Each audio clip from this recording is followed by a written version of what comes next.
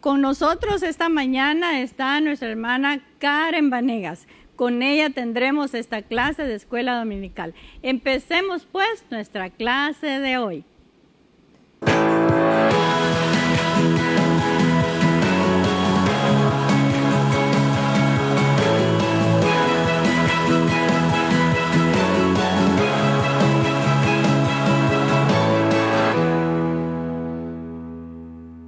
Dios les bendiga, amados hermanos, amadas hermanas. Es un privilegio y un gozo y una gratitud que hay en mi corazón por volver a estar en este lugar para compartir juntos la palabra del Señor.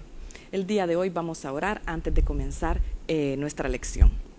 Amantísimo Padre Celestial, Dios y Padre, en el nombre de Jesús, en un mismo sentir, nos presentamos con corazones sinceros para estudiar tu santa palabra. Oramos por la dirección que necesitamos a través de tu Espíritu Santo, porque Él está en nosotros para llevarnos a toda verdad. Danos sabiduría, oh Dios, para entender lo que quieres hablar a nuestra mente y a nuestro corazón. Danos la fuerza para creer en tu palabra, para no dudar, para que podamos escuchar tu voz y aferrarnos a tu palabra, Padre. Te ruego, oh Dios, especialmente en el nombre de Jesús, que nos permitas obedecerla. Oramos para que cada palabra que hablemos en este lugar pueda impregnar nuestro corazón y no solo ser oidores de ella, también llevarla a la práctica, Señor Jesús. Todo esto te lo pedimos en el nombre de Cristo Jesús. Oramos, amén y amén. Vamos a seguir aprendiendo juntos el libro de Primera de Samuel. Vamos a estudiar el capítulo 27 y el capítulo 28. Y el tema de nuestra lección el día de hoy es Saúl y la espiritista de Endor. Recordemos el domingo pasado que estudiamos con nuestra hermana María Elena cómo David había perdonado a Saúl en 2 ocasiones. Pero ¿qué había en el corazón de David? Vamos a ver el contexto. Dice el versículo número 1 de 1 Samuel 27, dijo luego David en su corazón, al fin seré muerto algún día. Al fin seré muerto algún día. David no se daba cuenta que a pesar de las maquinaciones de Saúl, silenciosamente Dios estaba realizando su voluntad. David interpretaba algunos sucesos que estaban pasando a su alrededor como una evidencia de que no había esperanza de reconciliación entre él y Saúl. Entonces, él creía que de paso a paso de todo lo que estaba pasando a su alrededor, algún día el plan de Saúl iba a tener éxito. Eso es lo que creía él en su mente. Entonces, lo iba a arruinar y lo iba a destruir. Ese era el pensamiento de David. En el pasado, David había gozado de la dirección del Señor, incluso de la dirección del sacerdote Abiatar. Pero ahora en su desánimo, David se sentía desanimado, había apartado la ayuda divina y había empezado a tomar decisiones por su propia cuenta, por sus propios planes. Sin embargo, bondadosamente Dios convirtió los errores de David en peldaños para el éxito final. David cayó en 2 cosas. David cayó en ansiedad y David cayó en temor. Y por eso algunas de las acciones que realizó son las que vamos a estudiar. Él buscó, dice la palabra del Señor siempre en el versículo 1, dice, al fin seré muerto algún día por la mano de Saúl. Nada, por tanto, me será mejor que fugarme, dice la palabra del Señor, que fugarme a la tierra de los filisteos para que Saúl no se ocupe de mí. Entonces fue una de las primeras decisiones erróneas sin la dirección del Señor que tomó David. Decidió ¿qué? Fugarse a territorio enemigo. A pesar de que Abigail y Jonatán en capítulos anteriores habían reanimado a David, más personas estaban en contra de él. ¿Y qué pasó con eso? Su fe se debilitó. Descorazonado, finalmente, ¿qué dice la palabra de Dios? Buscó refugio en territorio enemigo, en contra de la voluntad de Dios, sacrificando la confianza del Señor en aras de su propia idea en cuanto a su seguridad. ¿Cuán diferente hubiera sido la historia de Israel si David, antes de salir de Judá, porque esa fue la orden que el Señor le dio en el capítulo 22, no tenía que salir de Judá, pero él salió sin el consejo claro del Señor? Qué diferente hubiera sido si él hubiera buscado la dirección del Señor, como lo hizo en una oportunidad anterior, antes de salir de Moab en el capítulo 22. Entonces vamos a estudiar nuestro primer punto. Nuestro primer punto es David se refugia entre los filisteos. Y la lectura está en 1 Samuel 27, 5 y 6. La vamos a leer juntos. Y David dijo a Aquis: si he hallado gracia ante tus ojos, séame dado lugar en algunas de las aldeas para que habite ahí. Pues, ¿por qué ha de morar tu siervo contigo en la ciudad real? Y Aquis le dijo aquel día a Siclag, por lo cual Siclag vino a ser de los reyes de Judá hasta hoy. La estancia de David en Filistea. Es interesante que por segunda vez David acude al rey Aquis, ¿verdad? Que es el rey de Gat. En la primera ocasión fue en el capítulo 21 de Primera de Samuel y en esta ocasión lo rechazó. Pero ahorita que viene nuevamente a buscarlo, ya el rey lo acepta. ¿Por qué lo acepta? ¿Qué diferencia hay entre estas dos veces que David lo buscó? La primera vez, Aquis sabía que David era el héroe del pueblo admirado por todos.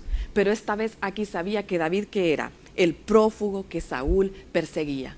Entonces, para los planes del rey Aquis, el hecho de que David fuera prófugo, para él le ayudaba su circunstancia. ¿Cómo le ayudaba? Porque David no venía solo, David también venía con un ejército.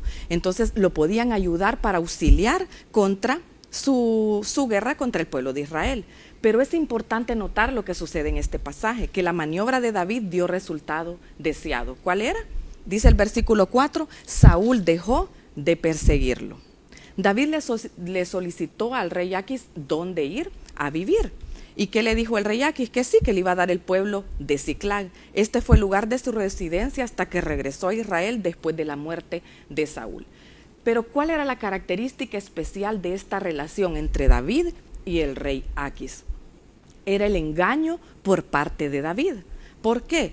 Porque ¿qué era lo que hacía David? David no había perdido el interés por el pueblo de Israel. Entonces David hacía incursiones al sur de Israel y siempre protegía a su pueblo de los bandidos que lo hostigaban. Pero ¿qué le tocaba hacer al rey? ¿Qué le tocaba hacer a David? Matar a todos y no dejar ningún testigo que le fuera a informar lo que en realidad, que le fueran a informar a Aquis lo que en realidad él estaba haciendo. Para Aquis, David estaba protegiendo su frontera del sur. Pero David lo que estaba haciendo es cultivando la amistad de su pueblo y defendiéndolo. Entonces el engaño fue tan completo por parte de David que el rey Aquis lo hizo su guardaespaldas y su confianza era total para con él. ¿Qué podemos aprender en esta primera lección, en este primer punto, donde sabemos que David, dice la palabra de Dios, huyó a tierra enemiga, a tierra de los filisteos, donde sabía que su estadía iba a ser peligrosa, donde sabía que tenía que mentir, que tenía que matar a inocentes? Ante problemas, ¿verdad?, en nuestra vida diaria o en nuestra relación con los demás, ¿qué hacemos? ¿Solemos huir o en realidad los enfrentamos? En nuestro medio casi siempre es mejor encarar nuestras dificultades frontalmente con la ayuda de Dios y con la ayuda de nuestros allegados. Huir de las dificultades casi siempre resulta en problemas mayores. Vamos a ir a nuestro punto número 2. Saúl consulta a la espiritista de Endor. Vamos a leer 1 Samuel 28, versículo 1 y 2, del 4 al 7 y el versículo 11. Dice la palabra del Señor: aconteció en aquellos días que los filisteos reunieron sus fuerzas para pelear ¿contra quién? Contra Israel. Y dijo Aquis a David: ten entendido que has de salir conmigo a campaña tú y tus hombres. Y David respondió a Aquis: muy bien, tú sabrás lo que hará tu siervo. Y Aquis dijo a David: por tanto yo te constituiré guarda de mi persona durante toda mi vida. Se juntaron pues los filisteos y vinieron y acamparon en Sunem, y Saúl junto a todo Israel, y acamparon en Gilboa. Y cuando vio Saúl el campamento de los filisteos, ¿qué tuvo? Miedo, y se turbó su corazón en gran manera. Y consultó Saúl a Jehová, pero Jehová no le respondió, ni por sueños, ni por Urim, ni por profetas. Entonces Saúl dijo a sus criados: buscadme una mujer que tenga espíritu de adivinación, para que yo vaya a ella, y por medio de ella pregunte. Y sus criados le respondieron: he aquí hay una mujer en Endor que tiene espíritu de adivinación. La mujer entonces dijo: ¿a quién te haré venir? Y él respondió: hazme venir a Samuel. En este segundo punto tenemos que preparar los sucesos que siguen. Primero, esta sección comienza recordándonos que el profeta Samuel había muerto. También tenemos que recordar que Saúl había hecho una ley, había emitido una ley donde había purgado de la tierra a todos los adivinos, y que los filisteos y los israelitas estaban listos para pelear. Dice la palabra de Dios en los versículos que acabamos de leer que el rey se llenó de miedo, se llenó de terror, se llenó de desesperación. ¿Y qué hizo? Intentó comunicarse con el Señor para saber su voluntad, pero dice la palabra del Señor en el versículo 5 y 6 que no recibió respuesta alguna por los medios legítimos. Ante estas circunstancias, ¿qué hizo Saúl? Optó por violar su propia ley y mandó a buscar a una adivina que se encontraba en Endor, un pueblo que estaba atrás de las líneas enemigas. Arriesgando su vida, se fue de noche para buscarla. Bien sabía que estaba quebrantando la ley de Jehová al practicar la necromancia, pero aún así él se fue a buscarla. Este relato nos pone en claro algo especial que sucedió en esta sesión, del versículo 7 al 14. En contraste con lo que había sucedido en el pasado, esta vez el espíritu de la persona solicitada sí apareció y la médium quedó asustada. Los comentaristas evangelistas están de acuerdo en que fue una aparición real de Samuel, pero no fue provocada por las maquinaciones de la adivina, sino por el poder de Dios para comunicar a Saúl su último mensaje. Tenemos que tener en claro la verdad central de lo que acabamos de aprender. En este relato de esta consulta que Saúl hizo a la espiritista de Endor, ¿qué nos ilustra? Que las personas que no obedecen a Dios sufren una penosa angustia y desesperación. Como creyentes, nosotros sabemos que el Señor quiere revelarse a nosotros a través de su palabra. Como creyentes también nosotros tenemos el gran privilegio de hablar directamente con el Señor a través de la oración. Pero cuando usted ora, mi amado hermano, mi amada hermana, y no recibe la respuesta deseada, yo le pregunto, el Señor nos pregunta, ¿buscamos otra fuente de dirección espiritual completamente contraria al Evangelio? El ocultismo hoy en día ha ganado gran número de adeptos. Muchos buscan respuestas falsas, muchos buscan respuestas fáciles, muchos buscan justificar su estilo de vida, muchos quieren vivir sin tener que preocuparse que un día el Señor le va a pedir cuentas acerca de su estilo de vida y cómo ha sido mayordomo con la vida que le ha prestado al único Dios y verdadero. Entonces, vimos cuál era el estado de ánimo de Saúl, qué lo impulsó a consultar a esta espiritista, si no fue la desesperación y la desobediencia al Señor. Entonces tenemos que considerar algo, mis hermanos. Todos debemos entender que, por ejemplo, las cartas de tarot, los horóscopos, los tableros de Ouija son intentos modernos por introducir prácticas aberrantes y enérgicamente rechazadas por nuestro Dios. Estas prácticas son peligrosas y todas tienen nexos con actividades demoníacas, aun si se hace con el ánimo de diversión solamente. Los cristianos no debemos involucrarnos nunca en este tipo de actividades. ¿Cómo vamos a aplicar este punto número 2? Cuando Dios no contesta. Saúl usó todos los medios conocidos durante su época para recibir una palabra del Señor. Pese a esto, Dios no le contestó. Vamos a ver más adelante por qué fue por su desobediencia. Dios ya lo había rechazado. Son muchas veces que nosotros como creyentes oramos al Señor y según nosotros no recibimos contestación, pero Dios sí nos contesta, ya sea positivamente o negativamente, según nuestra forma de pensar, pero el Señor sí nos contesta. Punto número 3, las consecuencias del pecado de Saúl. Vamos a leer 1 Samuel 28, del 15 al 19. Y Samuel dijo a Saúl: ¿por qué me has inquietado haciéndome venir? Y Saúl respondió: estoy muy angustiado, pues los filisteos pelean contra mí y Dios se ha apartado de mí y no me responde más, ni por medio de profetas, ni por sueños. Por esto te he llamado, para que me declares lo que tengo que hacer. Entonces Samuel dijo: ¿y para qué me preguntas a mí si Jehová se ha apartado de ti y es tu enemigo? Jehová te ha hecho como dijo por medio de mí, pues Jehová ha quitado el reino de tu mano y lo ha dado a tu compañero David. Como tú no obedeciste a la voz de Jehová, ni cumpliste el ardor de su ira contra Amalec, por eso Jehová te ha hecho esto hoy. Y Jehová entregará a Israel también contigo en manos de los filisteos. Y mañana estaréis conmigo, tú y tus hijos, y Jehová entregará también al ejército de Israel en manos de los filisteos. Marquemos nuestro versículo 15, que es nuestro versículo clave a memorizar. ¿Cómo vamos a aplicar estas consecuencias del pecado? En el versículo 16 podemos ver que el pecado resulta que cuando el pecado reina en nuestras vidas, experimentamos una sensación de pérdida. En el versículo 16 dice que el pecado resulta en la rotura de comunicación entre el pecador y Dios. ¿Por qué? Porque le dice Samuel, ¿para qué me preguntas a mí? Samuel en vida ya le había dicho a Saúl que había sido rechazado por Dios. ¿Por qué? Porque había frustrado el propósito de Dios respecto a los amalequitas. Saúl en lugar de reinar según Dios, él se hizo enemigo de Dios. Entonces Samuel advierte a Saúl, por eso estás como estás, por tu desobediencia. Entonces, ¿cuál es la otra consecuencia del pecado?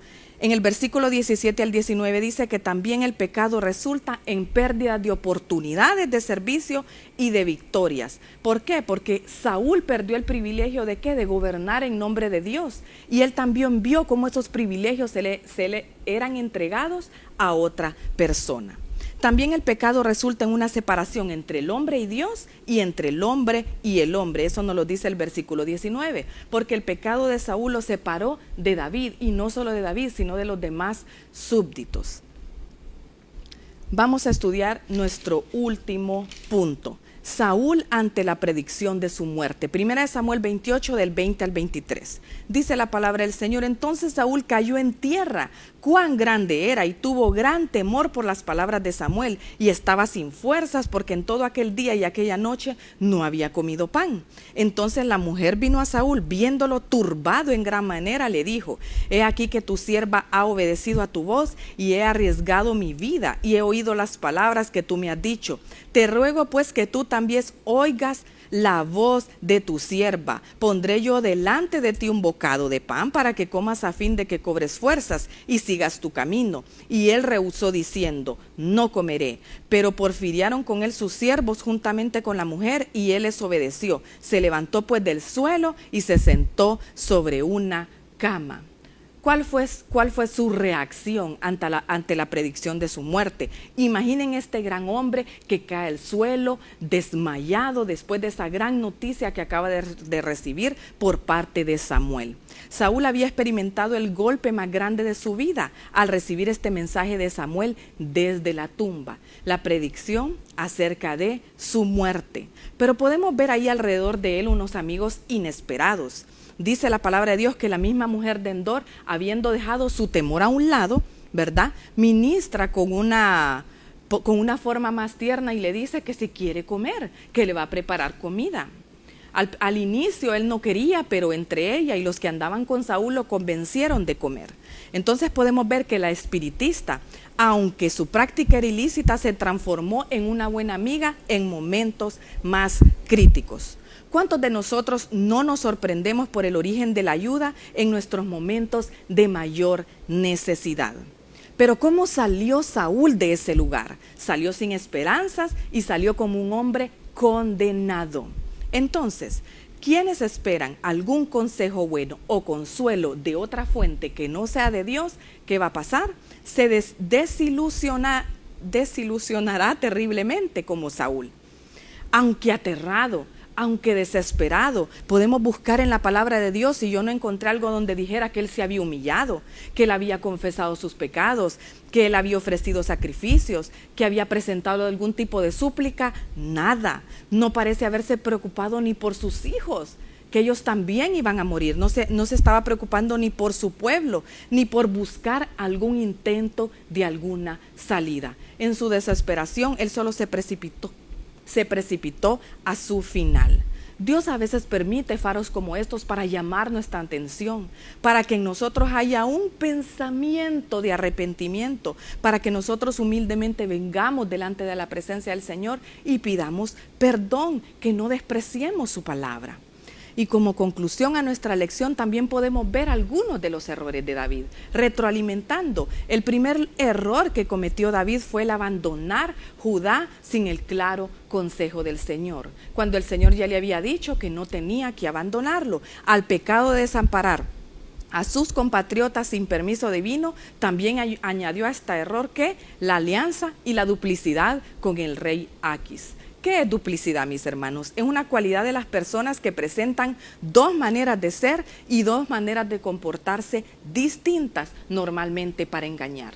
Esto le resultó a David, totalmente entrar en este juego de engaño para estar bien con el rey Aquis. Si David hubiese permanecido en Judá, Dios podría haberlo liberado. Aún ahorita en el capítulo 28 que Israel tenía que ir a Gilboa para hacer frente a los ataques de los filisteos, aún en este momento, ¿verdad? David pudiera haber visto la mano del Señor y los hubiera librado de las manos de los filisteos. Pero no fue así. ¿Por qué? Porque David claramente cometió un error casi fatal al abandonar su propia tierra sin el claro consejo de Dios.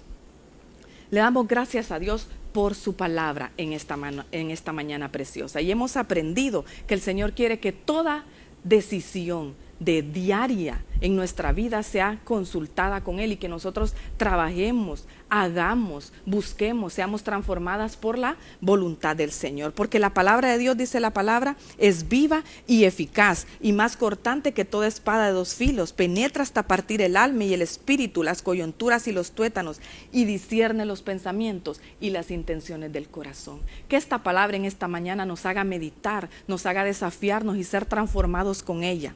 Gracias, Señor Jesús. Vamos a orar en esta mañana preciosa. Salmo 8:1 dice: oh Jehová, Señor nuestro, cuán glorioso es tu nombre en toda la tierra, Padre. A ti venimos, Padre precioso, con alegría en nuestro corazón, Padre, unánimes en un mismo sentir, trayendo a memoria esta palabra que tú nos has puesto esta mañana, Señor. Ayúdanos a ser obedientes, a ser disciplinados, a ser desafiados con ella, a ser, Padre, esas personas que buscan no huir de los problemas, sino enfrentarlos con tu ayuda, porque tú vas delante de nosotros peleando la batalla como poderoso gigante. Hay necesidad a nuestro alrededor, hay familias necesitadas, hay familias desanimadas, hay hermanos con problemas, hay hermanos con necesidades especiales. Ayúdanos a nosotros a discernir en este tiempo tu voluntad. Ayúdanos a nosotros en este tiempo buscar el claro consejo de Dios para ser partícipes, Padre precioso, en este tiempo de tu gloria, a ser partícipes de llevar el alimento al cansado, al pobre, al menesteroso, Señor Jesús. Ayúdanos a hacer la diferencia, a ser edificadores de personas